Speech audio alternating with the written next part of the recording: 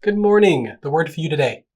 Today is Thursday, October 17th, and our devotion is titled Be Willing to Look Foolish. Our scripture passage comes out of the book of 1 Corinthians, chapter 1, verses 27 and 28. And it says, "But God chose the foolish things of the world to shame the wise. God chose the weak things of the world to shame the strong. God chose the lowly things of this world and the despised things, and the things that are not, to nullify the things that are." There is something to be said about looking like a fool. I struggle with anxiety a lot. The amount of times that a friend can text me and say, "Hey, are you free later?" Can call to check in on how I'm doing. The times that a family member can call and ask me about my day, and even though the conversation is positive, is encouraging, I become so stressed out. It's ridiculous.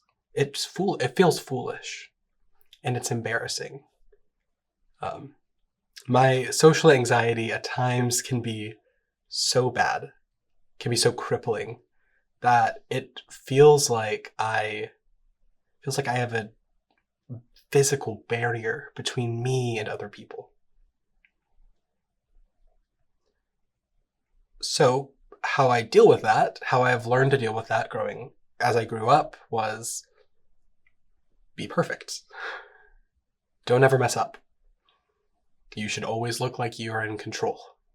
At least that's what I told myself. The issue is that it's hard to be in control all the time, as I'm sure all of you know that. So then the question became, what do I do?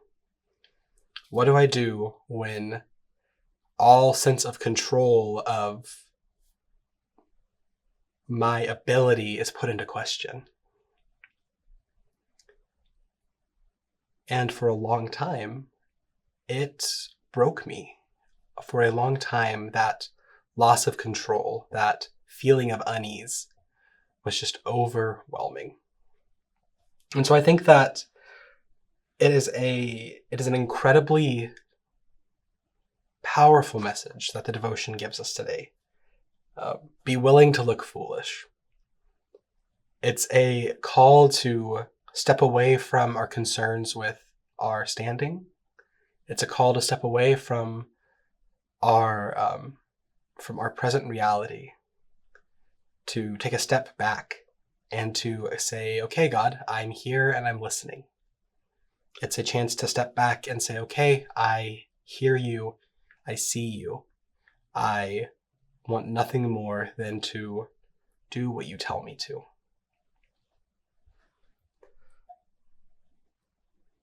When we are going through a time of anxiety, going through a time where it doesn't seem like anything we do is right,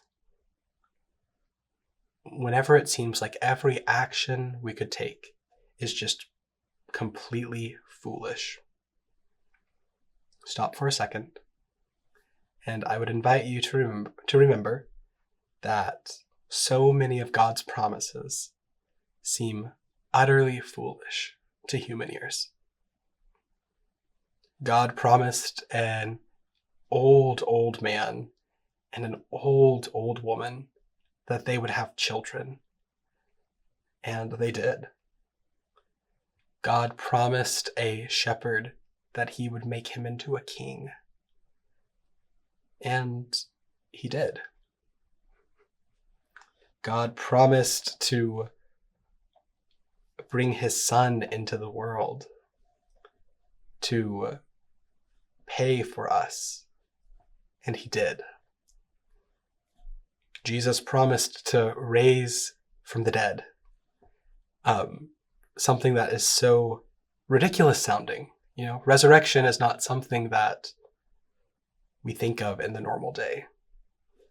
And he does it. God has a strange way of making the foolish suggestions, the foolish actions, the foolish things into reality.